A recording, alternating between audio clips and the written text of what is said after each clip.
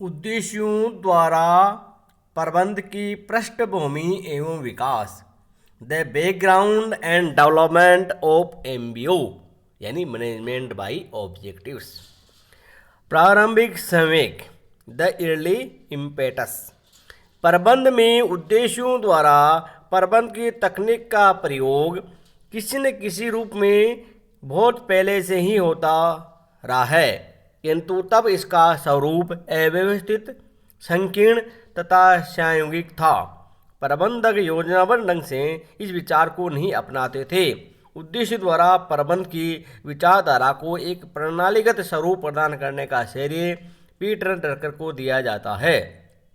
उन्होंने प्रबंध में इस तकनीक को एक केंद्रीय महत्व देकर 1954 में सर्वप्रथम इस शब्दावली का प्रयोग किया था। वे इस अवधारणा के उत्प्रेरक घटक माने जाते हैं।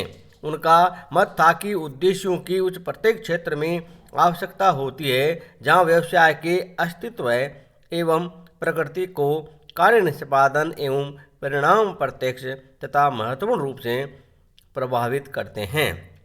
वे आगे लिखते हैं कि प्रबंधक से अपेक्षित निष्पादन व्यवसाय के निष्पादन लक्ष्यों पर आधारित होना चाहिए तथा उसके परिणामों का मूल्यांकन उपक्रम की सफलता के लिए किए जाने वाले योगदान के द्वारा किया जाना चाहिए। किताब थी द प्रैक्टिस ऑफ मैनेजमेंट, 1954 में लिखी थी। 1950 में अल्फ्रेड सलोवन ने भी इस शब्द का प्रयोग किया था। 1954 में अमेरिका की प्रसिद्ध जनरल इलेक्ट्रिक कंपनी ने इस अवधारणा का एक मूल्यांकन तकनीक के रूप में प्रयोग किया था। कंपनी ने प्रमुख परिणाम क्षेत्रों का निर्धारण करके उनमें लक्ष्य तय किए थे तथा उनका उचित मूल्यांकन किया गया था। मूल्यांकन दृष्टिकोण, अप्रीजल अप्रोच टू एमबीओ। 1957 में डगलस मैकग्रेगर ने अपने एक प्रसिद्ध निबंध में इस बात की आलोचना की थी कि प्रबंधक हदनिस्तों के व्यक्तिगत क्षमता व गुणों के आधार पर उनका मूल्यांकन करते थे। मैकग्रेगर का मत था कि निष्पादन का आधार पूर्व निर्धारित उद्देश्य होने चाहिए। इससे अधीनस्थों का न केवल विकास होगा बल्कि उद्देश्य उनके लिए अभिप्रेरणा का भी साधन बन सकेंगे। एडवर्ड सले ने भी अपनी पुस्तक मैनेजमेंट बाय रिजल्ट में मापन योग्य उद्देश्यों को मूल्यांकन का आधार बनाने पर बल दिया था। उनका मत था कि प्रबंध के लक्ष्य प्रत्येक व्यक्ति से एक निर्धारित समय में अपेक्षित परिणामों को बतलाते हैं। इससे संपूर्ण प्रबंध समूह का कार्य एक निश्चित समय से जुड़ जाता है। उन्होंने कार्य का प्रत्यायोजन भी अपेक्षित परिणामों के आधार पर ही करने के लिए जोर दिया था। इसके अतिरिक्त Henry Fayol, Lyndall F Urwick, Chester I Barnard आदि विद्वानों ने भी उद्देश्यों की प्राप्ति को कार्य का प्रमुख मापदंड माना था। इस प्रकार प्रबंधकों के मूल्यांकन के निष्पक्ष एवं निष्पादन अभिमुखी प्रणाली ने उद्देश्य अनुसार प्रबंध की अवधारणा के विकास को आगे बढ़ाया। अभिप्रेरणा दृष्टिकोण, मोटिवेशन अप्रोच टू एमबीओ। शीघ्र ही विद्वानों विचारकों में प्रबंधकों ने अनुभव करना शुरू किया कि उद्देश्य अनुसार प्रबंध संगठनात्मक मांगों तथा व्यक्तिगत आवश्यकताओं में एकीकरण करने का एक उचित साधन है। इस प्रकार कर्मचारियों ने प्रबंध प्रक्रिया में भाग लेने के प्रति अपनी रुचि दिखाई। इसके अतिरिक्त ये पहलू भी सामने आया कि उद्देश्य अनुसार प्रबंध का संबंध केवल संगठनात्मक लक्ष्यों से ही नहीं है वरन व्यक्ति विकास के लक्ष्यों पर भी बल देता है। ये कर्मचारियों द्वारा प्रबंध में सहभागी होने तथा स्व नियंत्रण एवं स्वतंत्रता को महत्व देता है। मूल्यांकन तथा अभिप्रेरणात्मक दृष्टिकोण अल्पकालीन उद्देश्यों पर जोर देते हैं, किंतु इससे उपक्रम को दीर्घकालीन उद्देश्यों से ध्यान हट जाता है। अतः बाद में कई लेखकों ने उद्देश्य द्वारा प्रबंध की विचारधारा में दीर्घकालिक युद्ध नीतिक नियोजन को भी सम्मिलित किया। उद्देश्य प्रबंध के प्रति प्रणाली दृष्टिकोण, the system approach to MBO. उद्देश्य प्रबंध निष्पादन मूल्यांकन तकनीक अभिप्रेरणा उपकरण तथा युद्ध नीतिक नियोजन के रूप में स्थापित होने के पश्चात अब प्रबंध की एक प्रणाली के रूप में स्वीकार किया जाने लगा है। इस दृष्टिकोण के प्रमुख प्रतिपादक जॉर्ज ओडियन एंथनी पी राया, डेल मैककानके आदि है। ये विचारक उद्देश्य अनुसार प्रबंध को प्रबंध की एक व्यापक प्रणाली मानते हैं जिसमें प्रबंध के कई मुख्य क्रियाएं शामिल हो जाती है, जिसमें प्रबंध की कई महत्वपूर्ण या मुख्य क्रियाएं शामिल हो जाती है। उद्देश्य अनुसार प्रबंध के मूलाधार, फंडामेंटल्स ऑफ एमबीओ। उद्देश्य अनुसार प्रबंध के कुछ महत्वपूर्ण मूलाधार तत्व, सिद्धांत एवं अंग है। ये अगर प्रकार से हैं जिनको अपन अध्ययन करें। पहला, उद्देश्य, ऑब्जेक्टिव्स। उद्देश्य अनुसार प्रबंध कार्यक्रम में संगठन के प्रत्येक स्तर पर उद्देश्यों का निर्धारण करके उद्देश्यों की सोपानिकता का विकास किया जाता है। उद्देश्य वांछित परिणाम के संक्षिप्त विवरण हैं जो संपूर्ण संगठन में व्याप्त होते हैं। ये संगठन को ऊपर से नीचे तक भेदते हैं। प्रत्येक स्तर के उद्देश्य परस्पर सहयोगी होते हैं। प्रत्येक विशिष्ट उद्देश्य अपने से व्यापक उद्देश्य की ओर तथा सब मिलकर संगठनात्मक ध्येय की प्राप्ति में योगदान करते हैं। प्रत्येक प्रबंधक एवं अधीनस्थ कर्मचारी के उत्तरदायित्व एवं लक्ष्यों की स्पष्ट परिभाषा कर दी जाती है। इससे उनकी प्राप्ति में सुविधा हो जाती है। दूसरा तत्व, अंतर्ग्रस्तता एवं समझौता, इन्वॉल्वमेंट एंड एग्रीमेंट। उद्देश्यों के निर्धारण की प्रक्रिया में अधीनस्थ कर्मचारियों की व्यक्तिगत अंतर्ग्रस्तता होती है। अधिकारी एवं अधीनस्थ मिलकर एक नियमित समय अवधि पर इस बात के लिए सहमत होते हैं कि अगली विधि में क्या परिणाम प्राप्त किए जाएंगे। दोनों मिलकर कार्य योजना के परिचालनात्मक उद्देश्य तथा उसका स्वरूप तय करते हैं। इन उद्देश्यों के प्रति दोनों पक्ष प्रतिबद्ध होते हैं। भारारोपण, डेलीगेशन। इसके अंतर्गत अधिकारी अपने अधीनस्थों को कार्य दायित्व सत्ता सौंपता है, परिभाषित कार्य क्षेत्र में निर्णय की स्वतंत्रता प्रदान करता है। अधिकारी समझौते तथा पूर्व निर्धारित उद्देश्यों की प्राप्ति में अधीनस्थ कर्मचारियों की सहायता करता है, लेकिन पूर्व सहमत परिणामों को प्राप्त करने के लिए अधीनस्थ कर्मचारी कोई भी कदम उठाने या पहल करने के लिए स्वतंत्र होते हैं। चौथा तत्व, परिणामों का मूल्यांकन, इवैल्यूएशन ऑफ रिजल्ट्स। इसमें एक निर्धारित समय अवधि के बाद नियमित रूप से अधीनस्थों की कार्य प्रणाली का मूल्यांकन किया जाता है। कार्य मापन के उपरांत अधिकारी एवं अधीनस्थ दोनों मिलकर उद्देश्यों की सफलता अथवा असफलता पर विचार विमर्श करते हैं। आवश्यक होने पर वे पूर्व निर्धारित उद्देश्यों में परिवर्तन कर सकते हैं। ये मूल्यांकन अगले समझौते का आधार बन जाता है। कोई भी परिवर्तन पूर्व निर्धारित लक्ष्यों को सुधारने तथा उन्हें अधिक व्यवहारिक बनाने की दृष्टि से किया जाता है। पांचवां तत्व, समय, टाइम। उद्देश्य अनुसार प्रबंध कार्यक्रमों में समय तत्व का बहुत महत्व होता है।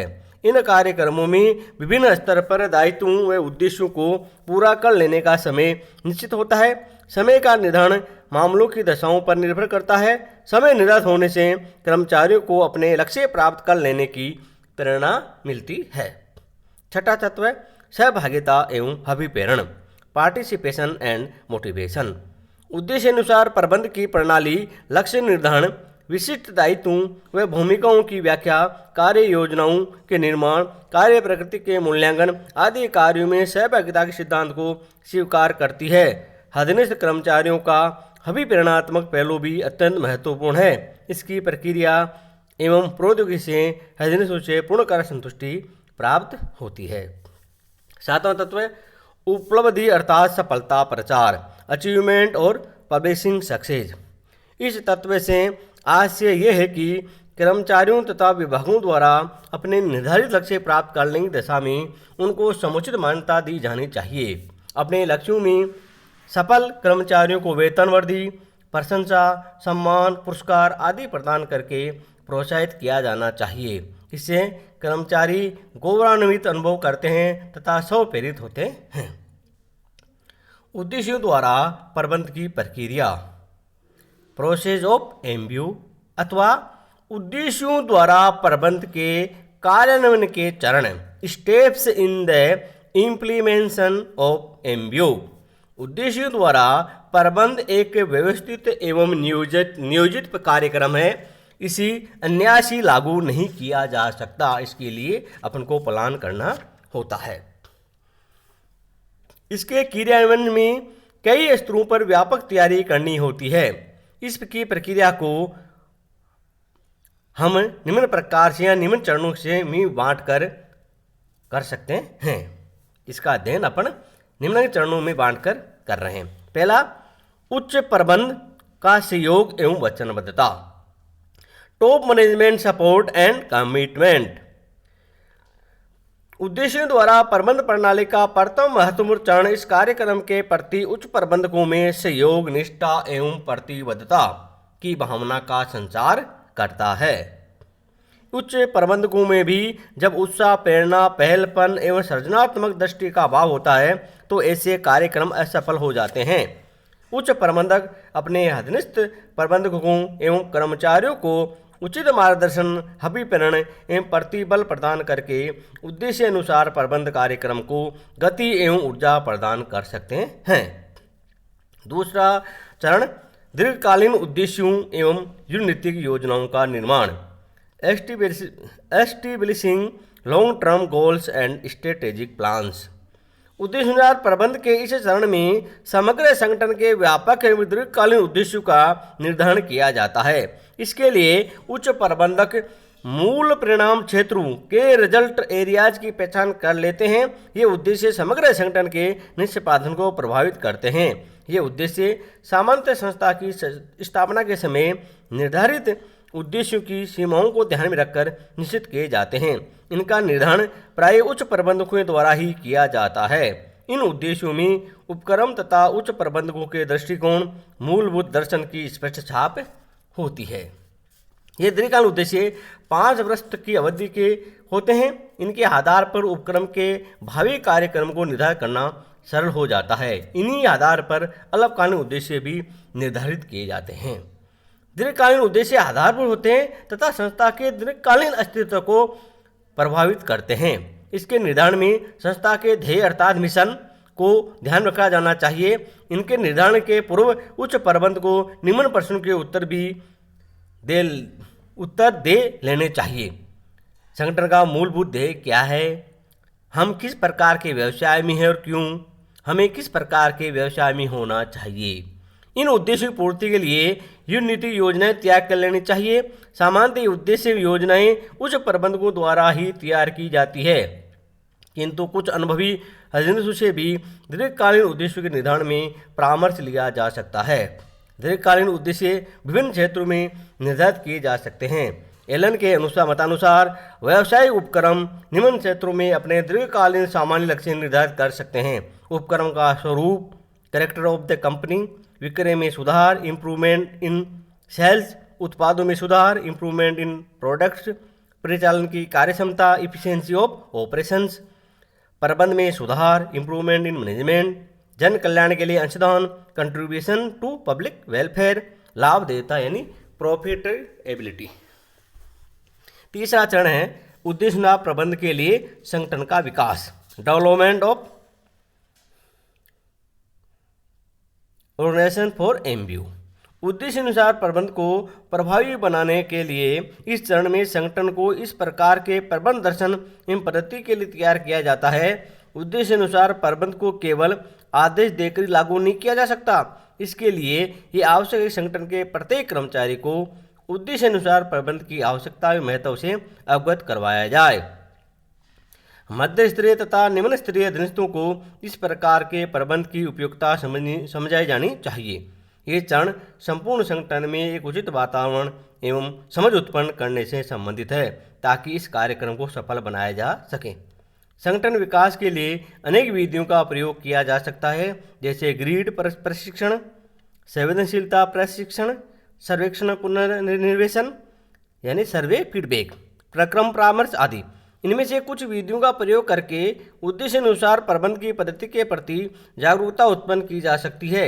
इस कार्यक्रम के बारे में सूचनाएं, ज्ञान, प्रशिक्षण, निर्देश आदि के माध्यम से एक उत्साह एवं सकारात्मक दृष्टि उत्पन्न की जा सकती है। समस्त कर्मचारियों के लिए उद्देश्य प्रबंध प्रशिक्षण कार्यक्रम का आयोजन किया जाना चाहिए, क्योंकि ये कार्यक्रम रात भर ही में ही क्रियान्वित नहीं किया जा सकता। इस प्रशिक्षण कार्यक्रम में निम्नलिखित बातों पर ध्यान दिया जाता है। कार्यक्रम के लक्ष्य बताना, भाग लेने वाले विभागों या इकाइयों के नाम बताना, विभिन्न विभागों के मध्य संबंधों का स्पष्ट करना जो कि उद्देश्य अनुसार प्रबंध से प्रभावित होंगे, प्रत्येक स्तर पर इस कार्यक्रम के लिए उत्तरदायित्व निश्चित करना तथा कार्य विवरणों को स्पष्ट करना, कार्यक्रम के प्रत्येक स्तर के लिए समय सीमाओं को निश्चित करना तथा ये देखना कि ये पूरी हो रही है। चौथा तत्व चरण है इसका कार्य निष्पादन उद्देश्यों का निर्धारण, एस्टेब्लिशिंग परफॉर्मेंस ऑब्जेक्टिव्स। संस्था के दीर्घकालीन उद्देश्यों का निर्धारण हो जाने के पश्चात अल्पकालीन निष्पादन लक्ष्यों को निर्धारित करने की कार्रवाई की जाती है। ये उद्देश्य दैनिक, साप्ताहिक, मासिक, तिमाही, छमाही आदि अवधियों के लिए निर्धारित किए जाते हैं। निष्पादन उद्देश्य सामान्यतः दो स्तरों पर निर्धारित किए जाते हैं। पहला विभागीय या इकाई स्तर पर, दूसरा व्यक्तिगत स्तर पर। तो पहला है विभागीय या इकाई स्तर के उद्देश्य, डिपार्टमेंटल और यूनिट लेवल ऑब्जेक्टिव्स। संस्था के दीर्घकालीन उद्देश्य को ध्यान में रखकर ही प्रत्येक विभाग या प्रत्येक इकाई के अल्पकालीन उद्देश्यों का निर्धारण किया जाता है।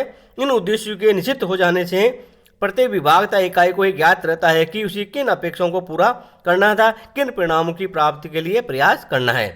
इन उद्देश्यों के आधार पर प्रत्येक विभाग अपने दैनिक, साप्ताहिक,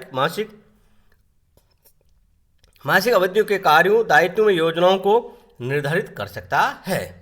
इकाइयों तथा समग्र संगठन के उद्देश्यों के मध्य किसी प्रकार का विरोधाभास नहीं होना चाहिए। दूसरा है व्यक्तिगत उद्देश्य, इंडिविजुअल ऑब्जेक्टिव्स। ये उद्देश्य प्रत्येक मध्यवर्ती प्रबंधक, पर्यवेक्षीय प्रबंधक तथा कर्मचारियों के लिए निर्धारित किए जाते हैं। व्यक्तिगत उद्देश्यों का निर्धारण वरिष्ठ तथा अधीनस्थ कर्मचारियों के पारस्परिक सहयोग से किया जाना चाहिए। उद्देश्य निर्धारण के लिए पहले सभी अधीनस्थ कर्मचारी करते हैं। वरिष्ठ अधिकारी कर्मचारियों को मार्गदर्शन प्रदान करते हैं तथा कर्मचारियों के व्यक्तिगत लक्ष्यों एवं इकाई के उद्देश्यों के मध्य समन्वय बनाए रखते हैं। व्यक्तिगत लक्ष्यों के निर्धारण के पूर्व अन्य इकाइयों में समान स्तरीय व्यक्तियों के उद्देश्यों की जानकारी भी इन व्यक्तियों को दे दी जाती है। ये लक्ष्य परिमाणात्मक रूप में व्यक्त किए जाते हैं। इन लक्ष्यों की पूर्ति करना कर्मचारियों का व्यक्तिगत दायित्व होता है। एक निश्चित अंतराल के बाद इन उद्देश्यों की वास्तविक कार्य परिणामों से तुलना की जाती है तथा विचलन पाए जाने पर उच्च प्रबंधक द्वारा आवश्यक कार्रवाई की जाती है। विभागीय तथा व्यक्तिगत उद्देश्यों का निर्धारण करते समय सामान्यतः निम्नलिखित प्रक्रिया यानी अग्राकृत प्रक्रिया अपनाई जानी चाहिए। सर्वप्रथम उच्च प्रबंधकों को स्वयं को संस्था के तथा अपने उद्देश्यों का ज्ञान कर लेना चाहिए। उन्हें अपने समूह के उद्देश्यों तथा अपने निकटतम उच्चाधिकारियों के उद्देश्य से भी परिचित हो जाना चाहिए। तत्पश्चात उन्हें अपने अधीनस्थों को अपने उद्देश्यों की जानकारी देनी चाहिए। उद्देश्यों का ज्ञान करवाने के पश्चात अधीनस्थों के मन में उत्पन्न शंकाओं, प्रश्नों, समस्याओं का समाधान आदि किया जाना चाहिए। उद्देश्य निर्धारण का वातावरण भी बनाया जाना चाहिए। उच्चाधिकारियों के उद्देश्यों तथा अपेक्षाओं को जान लेने के पश्चात अधीनस्थ अधिकारियों को भी अपने कर्मचारियों एवं श्रमिकों को उनके लिए निर्धारित उद्देश्यों की जानकारी उपलब्ध करवाई जानी चाहिए। तत्पश्चात उनकी समस्याओं, प्रश्नों व संदेहों को दूर किया जाना चाहिए। इसके बाद अधीनस्थ प्रबंधकों को पुनः अपने उच्च प्रबंधकों से मिलकर उन्हें वास्तविक स्थिति से अवगत कराना चाहिए। उनके उद्देश्यों की पूर्ति में आने वाली संभावित कठिनाइयों एवं बाधाओं को भी बता दिया जाना चाहिए। अब उच्च प्रबंधकों तथा अधीनस्थों को मिलकर सुगम रूप से विभाग के एवं व्यक्तिगत उद्देश्यों को अंतिम रूप प्रदान करना चाहिए। दोनों स्तरों पर उद्देश्य निर्धारण में निम्न बातों का पूर्ण ध्यान रखा जाना चाहिए। उद्देश्य स्पष्ट, विशिष्ट एवं निश्चित होने चाहिए। उद्देश्य वास्तविक अर्थात प्राप्त करने योग्य होने चाहिए। उद्देश्य रुचिपूर्ण, अभिप्रेरक तथा चुनौतीपूर्ण होने चाहिए। उद्देश्य संगठनात्मक नीतियों, कार्य पद्धतियों तथा योजनाओं के अनुरूप होने चाहिए। वे संगठन की अपेक्षाओं के शुद्ध परिचायक होने चाहिए। ये दल अभिमुखी होने चाहिए। वे एक ही इकाई के कर्मचारियों के बीच प्रतिस्पर्धी नहीं होने चाहिए। वे मापन योग्य होने चाहिए। वे सोपानी क्रम में अर्थात जल प्रपात की भांति ऊपर से नीचे की ओर निर्धारित किए जाने चाहिए। प्रत्येक स्तर पर समग्र उद्देश्यों के पूरा नहीं किए जाने की दशा में प्राथमिकता क्रम अति महत्वपूर्ण, आवश्यक तथा वांछनीय निश्चित कर दिए जाने चाहिए। पांचवा चरण है कार्य योजनाओं का निर्माण, डेवलपिंग एक्शन प्लान्स। उद्देश्यों की प्राप्ति के लिए आवश्यक कार्य योजनाओं का निर्माण किया जाता है। कार्य योजना इस प्रकार इस बात का उत्तर होती है कि उद्देश्यों की पूर्ति के लिए क्या किया जाना चाहिए, किस प्रकार किसे करना है, किन साधनों से करना है, किन कार्यकलापों एवं प्रणालियों को अपनाना है तथा प्रयास कब और कहाँ किए जाने हैं। इस प्रकार इन कार्यक्रमों से सभी प्रबंधकों, अधीनस्थों तथा कर्मचारियों को मार्गदर्शन प्राप्त होता है तथा संस्था में पूर्ण समन्वय एवं एक रूपता बनी रहती है। कार्य योजनाओं से संबंधित व्यक्ति को उद्देश्यों की पूर्ति के लिए आवश्यक साधन, तरीके एवं सामान उपलब्ध हो जाता है। कार्य योजनाओं का निर्माण भी उच्च प्रबंधकों के मार्गदर्शन में अधीनस्थ प्रबंधकों एवं कर्मचारियों द्वारा मिलकर किया जाता है। कार्य योजनाएं उद्देश्यों की प्राप्ति में दैनिक समस्याओं के समाधान का मार्ग उपलब्ध करवा देती है। राया के अनुसार जहां सुस्पष्ट उद्देश्यों का समूह प्रबंध के निष्पादन लक्ष्य को दर्शाता है, वहीं दूसरी ओर सुविचारित कार्य योजनाएं लक्ष्यों की प्राप्ति का साधन बन जाती है। कार्य योजनाएं उद्देश्य अनुसार प्रबंध का अत्यंत महत्वपूर्ण अंग है। ये उद्देश्यों तथा उनके क्रियान्वयन के बीच एक कड़ी तथा व्यावहारिक मार्ग होती है। कार्य योजनाओं के निर्माण से निम्न लाभ भी प्राप्त होते हैं। उद्देश्य की प्राप्ति की व्यावहारिकता एवं संभावना का ज्ञान होना, संभावित समस्या क्षेत्रों तथा अविचारित परिणामों का पता चलना, उद्देश्यों की प्राप्ति के श्रेष्ठ एवं कुशल तरीकों की खोज संभव होना, लागत अनुमानों, बजटों, समय अनुसूचियों, संसाधनों आदि का ढांचा स्पष्ट होना, वांछित कार्य संबंधों तथा सहयोग का निर्धारण होना, उद्देश्य की पूर्ति में आ सकने वाली संभाव्य घटनाओं का पूर्व निर्धारित करना। कार्य योजनाओं के निर्माण के लिए निम्नलिखित कदम उठाए जाते हैं। उद्देश्यों की प्राप्ति के लिए मुख्य कार्यों एवं क्रियाओं का निर्धारण करना। उदाहरण के लिए संयंत्र लागत को कम करने के उद्देश्य की पूर्ति के लिए उत्पादन सुधार कार्यक्रम तथा मानव संसाधन कार्यक्रम के क्रियाकलाप तय करना। प्रमुख क्रियाओं के मध्य महत्वपूर्ण संबंध स्थापित करना। इसके लिए क्रियाओं की समग्र परिप्रेक्ष्य में जांच करने हेतु उनके निष्पादन की एक क्रम सूची तैयार करना। भूमिकाओं एवं संबंधों का स्पष्टीकरण करना तथा प्रत्येक कार्य के लिए सत्ता सौंपना। प्रत्येक प्रमुख क्रिया उपक्रिया के लिए समय अवधि का अनुमान करना। प्रत्येक प्रमुख क्रिया के लिए संसाधन निर्धारण करना ताकि लागत प्रत्येक प्रमुख क्रिया के लिए संसाधनों का निर्धारण करना ताकि लागत और बजट अनुमान तैयार हो सके। समय सीमाओं की पुनः जांच करना तथा कार्य योजना में आवश्यक सुधार करना और समस्त आवश्यक कार्यों में क्रियाओं को विभिन्न चरणों में विभाजित कर दिया जाना चाहिए। इन चरणों के आपसी संबंध को भी ध्यान में रखा जाना चाहिए और प्रत्येक चरण के लिए उत्तरदायित्व निश्चित कर दिया जाना चाहिए। छठा चरण है सामयिक प्रगति पर विचार, review of the periodic progress. उद्देश्यों द्वारा प्रबंध की सफलता के लिए यह आवश्यक है कि उच्च प्रबंधकों, मध्यवर्ती प्रबंधकों तथा अधीनस्थों को समय समय पर अभिगोष्ठियों का आयोजन करके सामयिक प्रगति पर विचार करना चाहिए। इन सभाओं में उद्देश्यों प्राप्ति में आने वाली कठिनाइयों और समस्याओं पर विचार किया जाता है। इन सभाओं के द्वारा विभिन्न विभागों, अधिकारियों तथा कर्मचारियों के कार्यों में भी समन्वय किया जा सकता है। इन समीक्षा सभाओं का एक उद्देश्य ये जांच करना भी है कि क्या वर्तमान परिस्थिति में पूर्व निर्धारित उद्देश्य वैध है। यदि व्यवसाय के वातावरण में ऐसा कोई परिवर्तन हो जाता है जिस पर संगठन का कोई नियंत्रण नहीं है तो बदली हुई दशाओं के अनुरूप उद्देश्यों में भी आवश्यक सुधार किया जा सकता है। इन गोष्ठियों के माध्यम से वरिष्ठ अधिकारियों को अधीनस्थों की समस्याओं का भी आभास हो जाता है। ये जानकारी न केवल भविष्य में उद्देश्य निर्धारण में सहायक होती है वरन निष्पादन के मूल्यांकन में भी वरिष्ठ प्रबंधकों को एक व्यवहारिक दृष्टिकोण प्रदान करती है। ये सभाएं एक निश्चित समय अवधि के बाद आयोजित की जाती है। सातवां चरण है परिणामों का मूल्यांकन, इवैल्यूएशन ऑफ रिजल्ट्स। उद्देश्य अपेक्षित परिणाम होते हैं। ये पूर्व निश्चित प्राप्तियों के विवरण हैं। अतः एक निश्चित अवधि जैसे 6 माह, 1 वर्ष या 2 वर्ष के बाद कार्य की प्रगति का मूल्यांकन करके ये पता किया जाता है कि विभिन्न विभागों, अधिकारियों तथा कर्मचारियों ने अपने निर्धारित लक्ष्य प्राप्त किए हैं अथवा नहीं। वास्तविक कार्य परिणामों तथा उद्देश्यों की तुलना करके उनमें विचलन या अंतर को ज्ञात किया जाता है। ये उल्लेखनीय है कि वरिष्ठ अधिकारी कर्मचारियों की त्रुटियों को ढूंढने का दृष्टिकोण नहीं रखते हैं वरन उद्देश्य अनुसार प्रबंध ने कर्मचारियों को अपनी गलतियों का अनुभव करके सवत नियंत्रण एवं मूल्यांकन का अवसर प्रदान किया जाता है। कभी कभी परिस्थितियों में भारी परिवर्तन के कारण अथवा अत्यंत गत्यात्मक वातावरण के कारण उद्देश्यों प्राप्त करना कठिन एवं असंभव हो जाता है। इस दशा में उद्देश्यों में आवश्यक संशोधन कर लिए जाते हैं। इस संदर्भ में न्यूमैन, समर्था, वारेन का कहना है कि प्रत्येक प्रबंधक को यदा कदा अपने विभिन्न उद्देश्यों के महत्व पर पुनर्विचार करना चाहिए। उसका एक कार्य एक बड़े जहाज के कप्तान के समान ही है जो निरंतर अपने वर्तमान स्थिति, लहरों, हवाओं तथा अन्य परिस्थितियों के अनुरूप अपनी गति एवं दिशा को बदलता रहता है। 8वां चरण है मान्यता, प्रचार एवं पुनर्बलन, रिकॉग्नाइजेशन, पब्लिसिटी एंड रेइंफोर्समेंट। उद्देश्यों द्वारा प्रबंध की श्रृंखला का अंतिम चरण अधिनियम की सफलताओं एवं उपलब्धियों को मान्यता प्रदान करने, उनका व्यापक आंतरिक प्रचार करने तथा इच्छित व्यवहार को अभिवृद्ध करने से संबंधित है। जब अधिनियम अथवा विभाग या अनुभाग अपने लक्ष्यों को प्राप्त करने में सफल हो जाता है तो संपूर्ण संगठन में उसकी पर्याप्त जानकारी दी जाती है ताकि अन्य कर्मचारियों में विभागों को भी प्रेरणा मिल सके। सफल व्यक्तियों को पुरस्कृत किया जा सकता है ताकि उनका व्यवहार एवं प्रयास सुदृढ़ हो सके। कर्मचारियों की सफलता पर उन्हें आवश्यक दंड, चेतावनी अथवा निर्देश दिए जा सकते हैं। इस संदर्भ में अर्ल पी स्ट्रोंग का कहना है कि कंपनी के लक्ष्यों को दीर्घकालीन स्तर से अल्पकालीन स्तर पर, कंपनी स्तर से व्यक्तिगत स्तर पर एवं कार्य निष्पादन से पूर्व से कार्य निष्पादन के पश्चात दृष्टिगत रखते हुए तथा असफलता को दंडित करने तथा सफलता को प्राथमिकता देने पर ही उद्देश्य प्रबंध को प्रभावी बनाया जा सकता है। इस प्रकार अपने इन 8 चरणों के माध्यम से उद्देश्य प्रबंध की प्रक्रिया का अध्ययन किया है। धन्यवाद।